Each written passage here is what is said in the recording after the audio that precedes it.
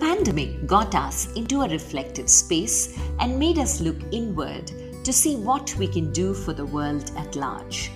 As a self-expression coach, I became a catalyst for women and started Vani, a one-on-one coaching program for women on finding their voice, to speak up, to be visible. As a storyteller, I spotted there were many ordinary people amongst us leading extraordinary lives, making a difference to the world, and they needed to be heard. Thus was born You and I with Rashmi Shetty, where amazing personal journeys with their uniqueness and individuality are showcased, a reaffirmation of the fact: open your eyes wider. The world is far more beautiful when we acknowledge the presence of both you and I.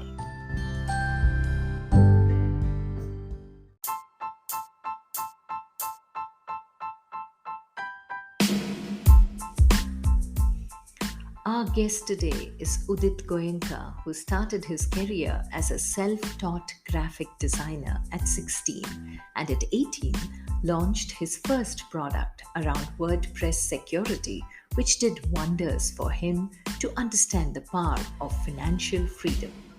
After being an integral part of 2 successful startups, his life changed when he launched his third startup, which failed miserably and changed his whole life, teaching him some of the valuable life lessons, which included management, team hiring, and more.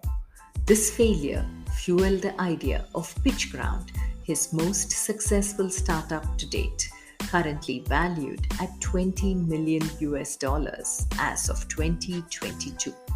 PitchGround is a SaaS marketplace that bridges the gap between early-stage SaaS companies and early adopters and small, medium-sized businesses. His proud moment was that PitchGround has done over $5 million in sales as a bootstrapped company. In 2021, he started as an angel investor and so far has invested in 20 startups. Udit mentors some of them as a give back to the community.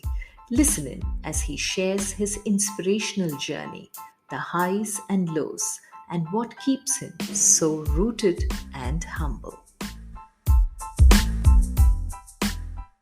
Hey Udit, such a pleasure having this conversation with you. Welcome to You and I with Rashmi Shetty. Thank you so much for having me. It's an honor. Thank you so much. You are one of those creators in the LinkedIn Creator Accelerator program that all of us look up to with awe for the success and the way you maneuvered your entire journey so strategically. Curious about that journey as well. And before we get to that journey, I want to know what little Udit was to the Udit Goenka the world knows today as.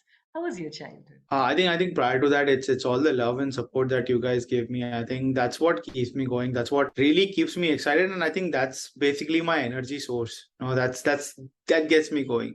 In terms of my childhood has not been that great. I would say went through a lot of bullies during my entire school time, and I think that's one of the major reasons I've learned that what is kindness, what is humbleness means, right? And one of the LICAP member also asked me this question that hey Udit, people often take advantage of you. Don't you feel like you should be handling that, and how do you handle that? And I'm like, let them take it, I don't care, because karma has its own way of giving me back 10 times more.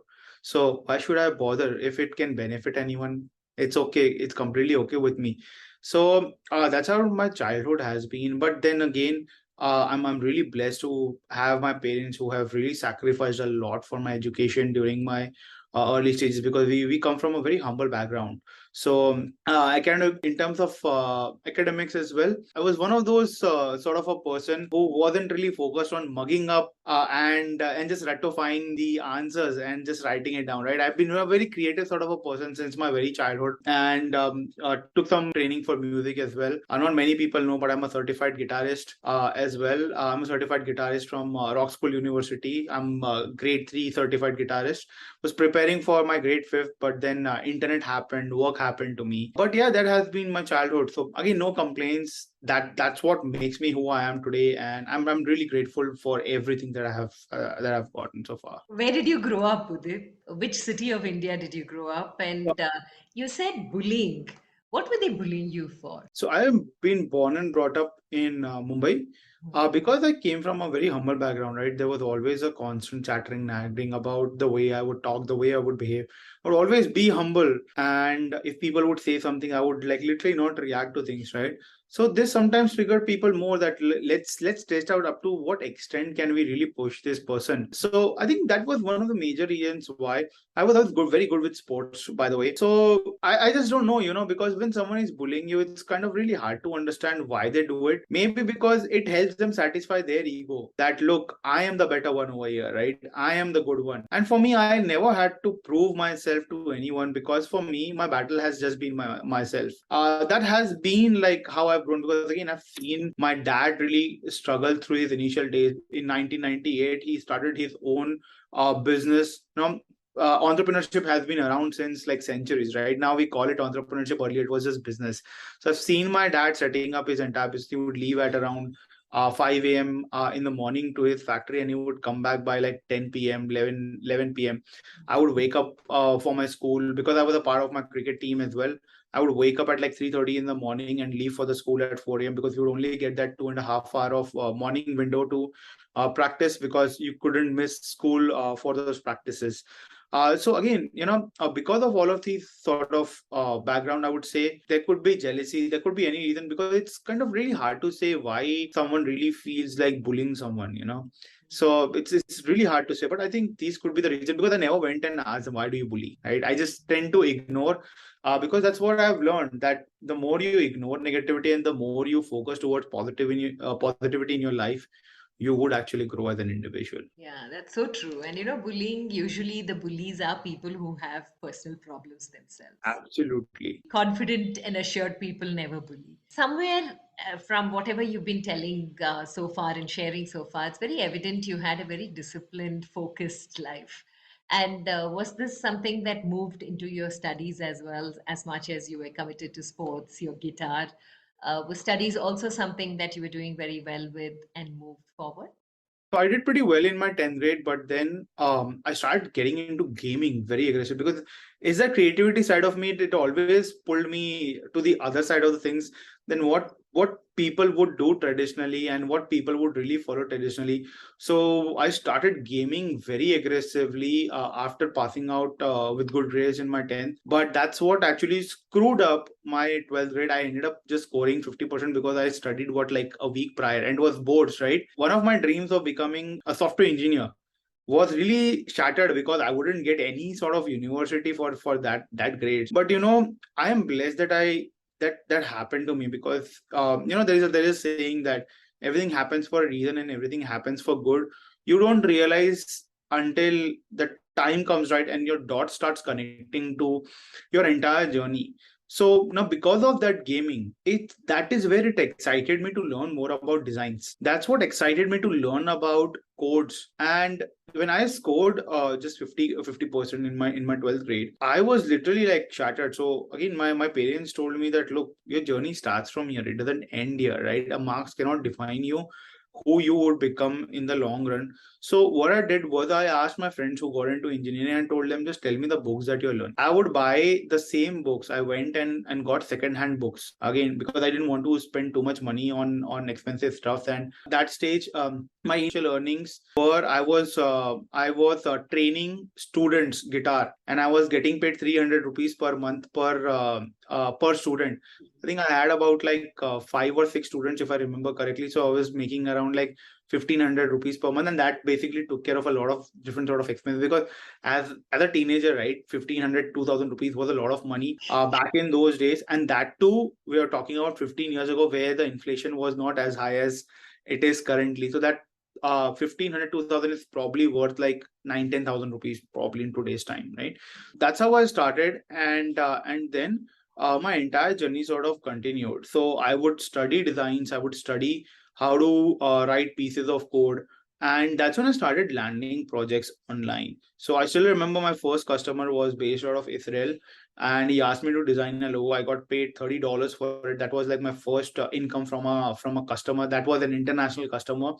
I spent 1 month working on his logo because he would just not ask me to stop creating variations. For me, it was not just about money, but it was like I got my first real project. That means someone trusted their entire brand identity to be designed by me. So worked on it for a month, got paid. Then he was in love with my work that he started recommending me to like 4 or 5 of his other colleagues and his clients as well that became my client. And then my journey just started from there. So academically, I would say like I was good, but then again, I am not the kind of a person who can sit and like memorize things and just write it down for the sake of getting marks. That's just not me. For me, it has always been about understanding concepts, understanding things, and explaining things my way. That has been like sort of my journey, I would say. Wow. And post this first customer from Israel, how did life change for you? I think I continued working on things, and then I paid for my entire education as well since then because I started getting a lot of clients. And then my entire life and journey changed when I think I was 18 or 19. And I built one of the first WordPress security plugin back in those days.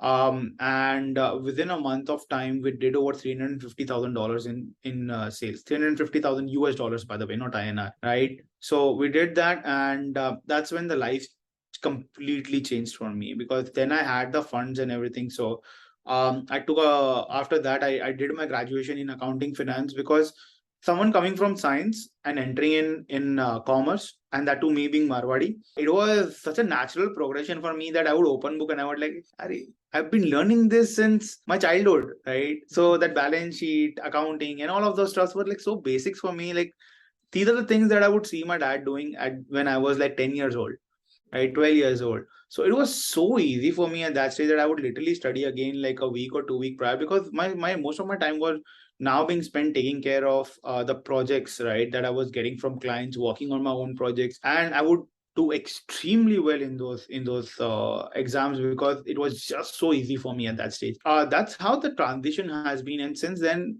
I have not stopped. Like I've been building projects, creating companies, selling them, and yeah, that has been sort of a journey after that. Udit, while you're talking this entire journey, now when you look back and you're trying to connect the dots, what is it that drove you to be so creative, pick up something which you were not technically qualified in, but actually went ahead head on to face whatever happened? For somebody like you, now looking back, what gave you the courage? I think it's not about someone being qualified or not qualified. It's about what you really love, right? It's about generating that curiosity. So my curiosity never died. And I'm a firm believer that you need to chase your curiosity before chasing your passion, because curiosity is what actually helps you find your passion. So when I got into gaming, it made me curious about designs. Then it made me curious about coding. So that's how I got into that. And today, if I connect all of those dots today, right, when I'm running PitchGround, which is my biggest venture so far, it involves UI, UX, designs, codes, and sales. Those are the things that I absolutely love. And that's the combination of all of them. So that's why PitchGround for me is more of a purpose driven brand rather than just some company that I'm trying to make money with, right? And that's why like my energy level, my passion has been so high. And then when I created firstsales.io, which is again sales, that's again me because that's something that I truly enjoy. So those things are like a combination of everything that I do. And this is again one of the major reasons I've never like sort of went ahead and picked up any money from investors as well, because I don't want to give a piece of my soul to someone, right? This is what, like when you start connecting the dots, as Steve Jobs says, you are meant to be where you are. If you start connecting your dots backwards, sometimes you're so early in your life and career that it's too early to connect those dots. But once you enter in your 30s, that's when you can connect the last 15 years of dot and realize that you are meant to be where you are today. When it comes to curiosity and passion, this is something that I don't hear very often about curiosity helping you find your passion. Can you please explain this a little more? Sure. So the reason why a lot of people don't even know what their passion is because they aren't aware of things. Correct. Unless until you're aware of things, how would you develop a passion? And this is why it's important to always have your curiosity on to explore new things. So, just to give you an example, right? You probably had your first chat with someone and you realize that audio is actually very powerful. That made you curious. And that curiosity of yours led to a passion of you starting your podcast. This is the exact same thing. You need to be aware that something exists. If you are not aware of that, how would you develop a passion? How would you know that you really enjoy doing this? So one, and this passion can change. You like something right now, that doesn't mean that you would like this after 5 years or 10 years as well, because new things would develop, new things are coming out, new technologies are coming out, and that could lead you to create a new passion out of it. But for that, you need to be open as an individual to keep exploring. And this is what humanity and humans are in general about. It's all about exploring, right? Since centuries, again, we have just explored things around to see what we can do further, and that curiosity is what has always led to us in general, humans, right, to evolve on things and always try to do better and try to be better and things. And I think in the last 20 years itself, we've seen the way technology has really advanced, especially in India. You have seen the transition yourself, because of the generations that you have seen. You have seen something, place where India had nothing to where India is today, and it's so technologically advanced. So you have truly seen that transformation. This has been because of curiosity. Imagine if someone was not curious about finding something new, we wouldn't be developing those passions. So this is where I talk about chasing your curiosity and not your passion, because your passion can change. But if you're not curious about new things, you will not learn and you will not grow. Wow. So that means it doesn't matter whether you're good at it or not. Just be curious and be open to learning new things, is it? No, absolutely, absolutely. Because if you are not curious about learning new things, maybe you don't realize you could be better at something else. You could be better 10 times better at doing something else. It's just that you don't know that that thing exists. But unless and until you try it out, how would you know? Okay. And so, talking about PitchGround that you spoke about some time back, was PitchGround the name of the company that you started when you were designing the logo for that Israeli client of yours, or PitchGround was born much later? What was No, that journey? no, PitchGround was born much later. So after I had finished that project, I started working on my first real startup, which was known as Power Up Hosting. I found my co-founder online on a forum. After a year of discussion with him, we built a very good relationship where we decided that let's start something together, let's start something new. And this is where we found PitchGround together. I flew down to US for a good, I think 3-4 years was over there, and constantly kept on learning on things, kept on growing, built it as a multi-million dollar company. And after that, I built my very first SaaS. I sold both of these projects as well. And again, I think those are some very good decisions that I've taken during my early 20s, because if I wouldn't have made those sales, I wouldn't have the cash and capital today to continue bootstrapping. I wouldn't have the cash and capital today to kind of like the investments and everything that I do right now, which has again further unlocked doors and opportunities for me. But then my third product, which I launched, the third startup, that failed very miserably. I think you probably know the story. I put it up on the internet. I went into a very heavy depression. Every decision that I took went wrong. Lost about like 1.5 crores as well. Again, every decision that I thought would be right, it went wrong, right? Everything, right from team to product to everything. But again, when I came out of when I wanted to like give myself a closure, because I couldn't be in the depression phase for the rest of my life. This is when I started finding out my answers to give myself that closure. That's when I found articles, like there was an article from Lighter Capital that said 92% of the startups, SaaS startups especially, fail within the first 3 years of running their business. When I read that, right, I was like, this is me. I am in that 92%. Why am I not in that 8%? What should I do to be in that 8%? And that again, curiosity, right? If I wouldn't have explored that, my curiosity wouldn't have made me realize that actually I'm good at selling. I'm good at these technologies. And this is where I founded PitchGround. PitchGround was born out of that necessity. Yeah, never looked back. So imagine if I wouldn't be curious about finding new things, I wouldn't know that this is what I really have to do. So when I started, never looked back. We have done over $8 million in sales in the last 4 years. The bootstrap company, we are on a runway of $5 million. But then I did not stop over here because for sales.io is that failure. Being a Marwadi, I take losses very seriously. So it was always in the back of my mind somewhere that I have to fix it. Like you move on, giving yourself that fake satisfaction to your mind that you have actually moved on. But in reality, people do not move on ever. That's just not possible, right? We just take it because we are humans and we have to do it. But back in the mind, it's impossible for any human to move on from anything, right? If they're truly attached to that thing. So Yeah. for me, it was always there in the back of the mind. I need to fix this. I don't know when, but one day, right? When the day would come, again, I was not really bothered, but I knew one day I would. That day came this year, 19th of May, when I spoke with my co-founder last year, my CTO, whom I found during this journey as well. So he told me that when the time is right, we will build it in the right way and we would launch it. So I was like, all right, we'll wait for the date. So this year we decided to do that. He built the entire product, and 19th May we went live and we never looked back. Today we are sitting at around like 250K ARR in just 3 months of time, just about 3 months of time, which is $250,000. We are on a runway to hit about $1 million with this project as well.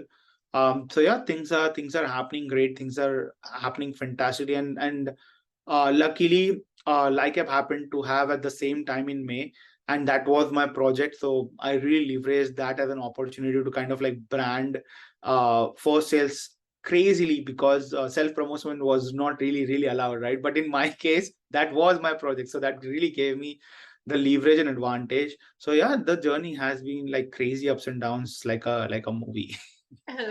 It truly seems like one. But what I want to ask you here, Udit, is to go back a few steps to that years in your 20s. Now, 20s is the most vulnerable years of a person's life. And especially if you're setting out on a business of your own. Okay, you're a Marwadi, you have it in your blood, but still, when you set out on something, the journey is to be successful. And when you are on a high and suddenly it all goes wrong, what is it that kept you going higher and higher, saying that no, let me find out what went wrong rather than sit back and say, okay, maybe I'm not cut out for I it? think you said one line, right? The chase of curiosity and the chase Yeah. of being successful. That's where I made the mistake, because I was trying to chase success. I was instead, I should be chasing excellence, right? There's a big difference in that. So when you chase excellence, what you're basically trying to do is you're trying to just solve problem. You don't need to go out there and go crazy thinking, oh my God, now I have built a $20 million company. I am successful. No, because it might be $20 million this year, but who knows, after 2 years, it might not even exist. So this is why it's very important to chase excellence and not being successful, because when you try to chase success, it comes with a lot of ego. So you need to make sure that you do not do that, right? So take a step back, focus on what really matters the most, which is your customers, and just take care of them. That's all you have to do, and growth would be inevitable. But more than that, be kind, be humble to people, be empathetic. I think this is something that I've realized in the last several years, that people, when they start making a bit of money, and I've seen this myself, especially at PitchGround with so many founders, the moment they start making some money through our platform, they change, the attitude changes, right? And then after a year or 2 year, the company has died. The reason behind that is when you try to chase success, right? When you see some money in the bank, that hits your ego very hard, very hard. Especially if you come from a humble background, right? Someone who already has money and has family money, they've seen that. So it doesn't really excite them, right? But for someone who comes from a very humble background, it takes them and it gives them a very different level of dopamine. And in that level of dopamine, you start doing wrong things in your life. You start taking wrong decisions in your life. And this is why one shouldn't be chasing success, they should be chasing excellence. Because today is the age of startups. Many youngsters want to try something new before they get into the workspace, want to really play along in the field, and then decide whether they're going to go, because they say we can't listen to anybody, we want to be our own boss.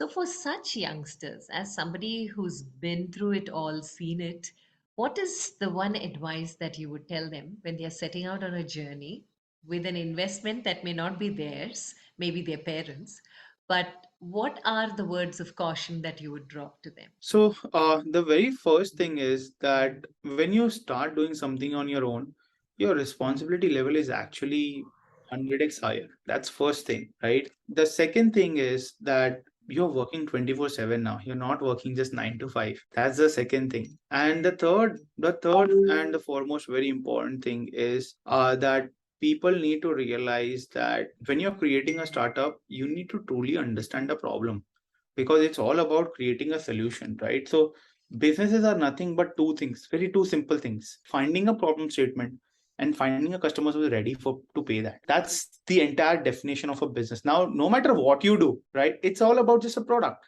whatever product or service you have, and then finding people who would pay for it. That's it. That's business defined in just two words. So most of these startups, young startups who are like trying to be fancy, trying to do fancy things, you don't need to do fancy things, because businesses will never change. The fundamental and ethics of business, the fundamental of how business works and operates will always remain the same even after 100, 200, 300, 400 years. The only good thing that has happened is that reaching out to those potential customers is far more easier than what it used to be 20, 30, 40, or 100 years ago. That's the only difference, which means that you have the opportunity to do something better. But then again, the business fundamental is the same. First, build a right product and service. Second, cater to your customers. That's it. Finding the problem statement then is the core. You need to find a problem statement and then move in that direction, and then you know you've got a business going. Is that One more thing people have to always, young startup founders have to realize that not every business has to become a unicorn, right? Even if you have built a 100 crore or 50 crore company doing a turnover of 5 crores or 10 crores a year, that's a lot of money. That's a lot of things that you're doing. So it's very, very, very important that you don't go crazy when you are trying to build. It's good to have big ambitions, but then you have to take micro steps, right? So I always say one more thing, that think macro, do micro. So think big, but if you do not take micro steps, you will not reach to your macro goals. because one thing I've noticed about you, Udit, and I really admire, is the sense of consistency that you have in putting out the statements. You've not changed your statements in such a long period of time. There's very, very clued into what you think and how you think. So, and you stay there very consistently. How does that ability to be who you are and authentically find yourself happen? Because you have seen a lot of ups and downs. And when you set out on a journey like a business where there's a lot of money coming in and going out, and there could be losses like you have faced, how do you find who you are and stay there grounded to? I think when you're running a business, in every 100 days, you would see that 98 days are actually down and 2 days are up, right? But the reality is that 2 day, if you cherish those 2 days, they would outperform those 90 days, 98 days that are down. So you need to learn from those 90 days. It's very important. You commit mistakes, make new mistakes, but don't repeat any mistake. If you are a smart founder, if you're an individual who chases excellence, you will learn from every single of your mistake, because every mistake is going to cost you some money. Every mistake is going to cost you time more than money, because time is one religion that's even for everyone. No one in the world has got a second more than 24 hours. How you utilize those 24 hours is what matters. How you learn from those 24 hours is what matters. The kind of people that you surround yourself with, that is what matters. So this is something that I've learned, especially when I was in depression. I've learned that it's very important to surround yourself with the right people, and that's what has really helped me to bring that consistency out. Because when I see the people around me, especially in my network, doing extremely well, it motivates me to do better. I think it's very, very important to do that. And I try to avoid people who are too much into gossips around me, because that I see is a negative trait, right? So I always try to see where can I find more positivity, and I chase that positivity at any given stage. I think that has always helped me to be further curious, learn new things, because you can only grow by learning from other people. That's the only way to grow. So most of my networks are in their like 40s and 50s, right? They are apparently not in their 20s or mid 20s or early 30s, except for my co-founders. The reason behind that is they have seen it all. When you're a kid and when your parents tell you something that don't do this, do that, we as a kid we used to feel that क्या बोल रहे हो? मतलब, what are you saying, right? I am right. But as you age, you realize that you only get experience over time. And they were right.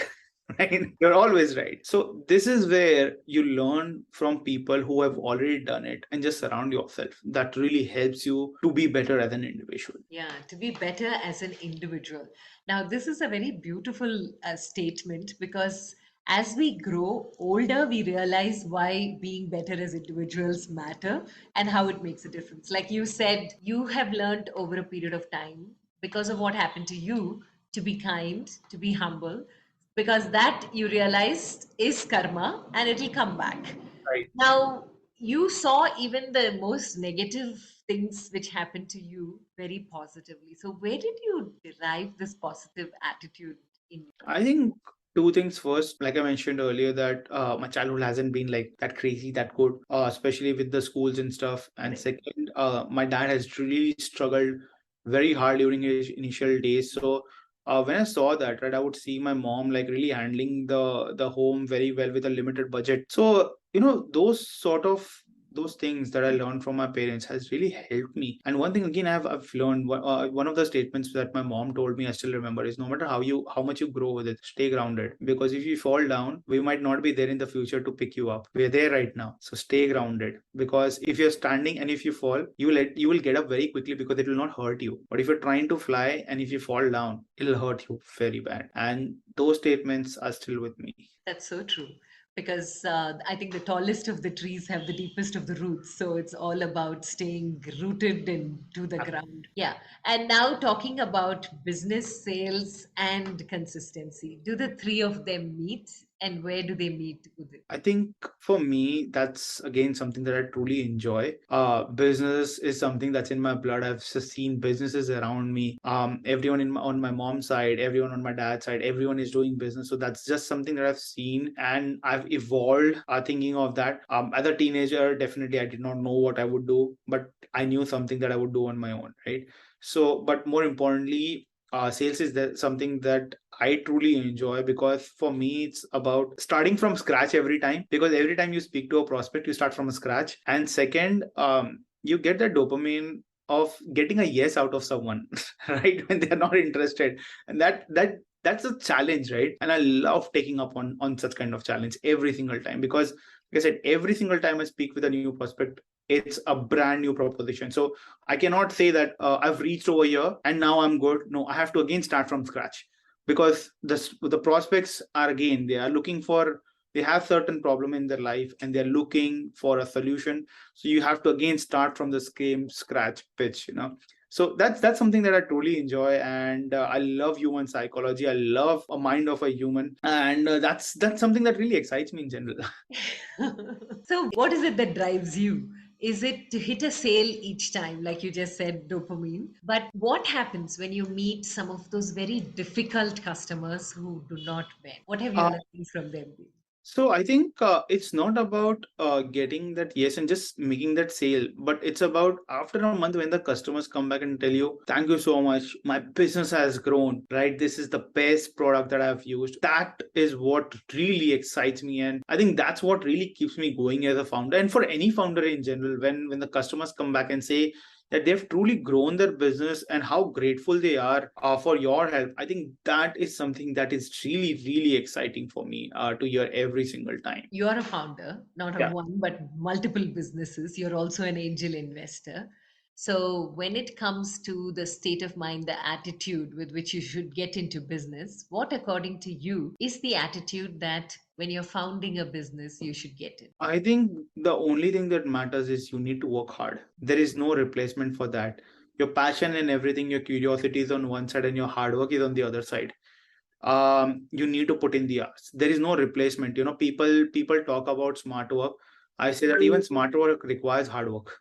You have to be you need to work hard enough that you can make your business go smart. There is no replacement for the number of hours, right? But then again, it really depends on individual, because there is no one answer to it, right? Some people are really happy making 4 or 5 lakh rupees a month, or some people are really happy making 50,000 rupees per month. So ultimately, what really should matter is, are you happy at the end of the day when you're going to your bed and you're sleeping? Are you happy, right? I think that's the attitude every founder should go ahead with. And if you're someone who is always curious, who wants to grow, reach to new heights, after a certain period of time, money doesn't matter. It's your drive that really drives the business. Because if you typically are, if you're living in India and if you're making 2.5 3 lakh rupees per month, you are actually already in the top 5.5% of income generator in India, right? So if you make 1.5 lakhs per month, you are a top 1% Indian already. So if you're making 3 lakh, you are in the top 5% as per start. So at that stage, money is not going to be a motivating factor, because it's just going to add some numbers to your bank. But what really matters is, are you happy at the end, right? Are you happy with what you're doing? Are you happy with the people that you have surrounded with? Do you have the right sort of a people that you can enjoy with, right? So when I was in US, I still remember there was a situation where I did a Diwali puja with my mom on FaceTime, right? This was, I think, the third or fourth year, because in your very early 20s, you are like, jana hai bas, right? You don't care about anything. But as you sort of mature in age, you start having different perspective towards life. So what my perspective is towards life right now might not be the same in my 40s, might not be the same in my 50s. It will probably change, because I would have seen a little more in my journey. That's sort of a difference. So uh, but but in general, I think when that incident happened, I flew back to India and I was like, I'm done, because I'm making money, but I don't have my family to enjoy with. I don't have my family to celebrate with. If I have to celebrate Diwali on a FaceTime, I don't want this life, right? So this is where I feel that founders need to realize who they truly are, be themselves, but more importantly, there is no substitution to hard work. You have to put in the hours. If you have to put in 10, 20, 40, sometimes you won't realize I have not slept for 3 or 4 days straight, because my business needed my 4 days of straight time. And again, no complaints, because that's what made me who I am today. And I'm very happy with the way I do things. And more importantly, I enjoy. So for me, when people always ask me, like, why don't you do other things for fun? I'm like, this is fun for me. Right? I enjoy what I do, so it doesn't matter. So I think this is what people in general, not just founders, but everyone, even if they're doing a job, they need to realize and do things that will really excite them in at the end of the day. Okay. And if I ask you what is Udit's definition for happiness, what would it be? I think it's definitely going to be family, because I'm very attached to my mom. For me, at the again end of the day, if I cannot come back and celebrate that little happiness with my family, those little joys. In India, out of 365 days, we have like festivals for almost 150 days. Right? And if you cannot celebrate those moments, there's a reason why Indians are so emotional and they're so connected with their family as compared to the tier one countries outside. That's because of these festivals. That's what connects us. That's what really matters. So if you cannot come back and celebrate that with your family, you working hard and you making a lot of money is absolute useless. Because if you're gonna just go ahead and party with your friends, they're out there for your success. Your family is not here for your success. Your family is here to be there for you because they're family. So for my definition of real happiness is you being able to enjoy those moments with your family. Okay. And are there some highs in your journey so far, Udit? I'm sure there are many, but one of those unforgettable highs that always motivates you to push yourself to the next level. Any unforgettable high? Yeah, I think 3 years ago, when I was trying to raise capital for PitchGround, reached out to 31 investors. All of them said no. This was pre-COVID. Now the same investors chase me and they're ready to give me 10x more valuation. And that always like makes you happy, right? That you did not believe in my idea, I've proved you wrong, So I think that those incidents has been like the highest sort of drive for me that yes, I am doing something right because people have started valuing my work. People have started valuing what I'm doing. So I think that has been the high for me so far. And talking about value, I think the whole world started valuing life and who we are in the pandemic. The pandemic took us into a reflective space. Most of us pressed the pause button. We never even realized we were on a treadmill, and all we had to do is switch it off and get off the treadmill. All of us had our lessons of reflection. What have your lessons been in the pandemic?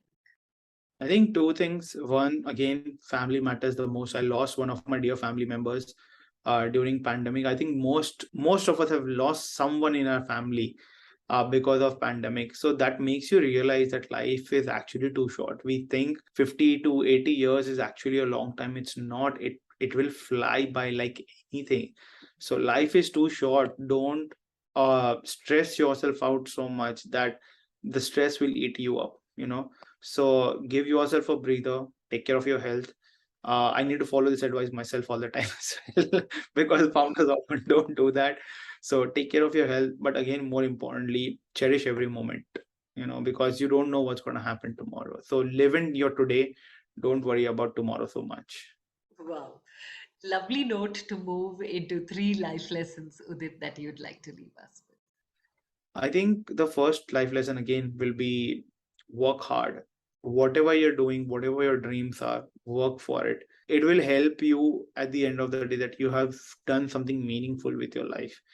Right. Second, spend time with your family. Very important because they are the definition of happiness. Family today is very important. You won't realize until in your 40s and 50s that how much they really matter. So focus on your family, make sure that you take care of them. And third would be have an open mind to learn new things always, right? Because you don't know when things can get triggered, what can happen. The founder of KFC was 65 years old when he started KFC. So if you haven't started something yet, doesn't mean your life is going to end, right? Just be open to learning new things, exploring new things. And when you feel, okay, I think this is something that I want to do, go and chase. It's completely okay to fail. But what's not okay is that you did not give it a try. Because when you are in your 50s and 60s, you shouldn't have a regret. I did not do this. And that's something that I want to make sure that when I am in my 50s and 60s, I do not want to have any regrets that I did not try this at least. I'm okay failing, but I'm not okay not trying. So those are three life lessons I would say. Inspirational, Udit Goenka. Thank you so very much for this conversation on You and I with Rashmi Shetty. Continue to be the inspiration that you are and continue to rock wherever you go. Because I think what is beautiful about your journey that you just shared is the authenticity, the humility, and the rootedness that you have stayed very consistent with, and the huge flag bearer of hard work, which many people today discount, but you are living proof that hard work still exists and is the key for anyone's success. Thank So, you so all the much very for having me. Thank you so much. I'm honored. Thank you. thank you and take care.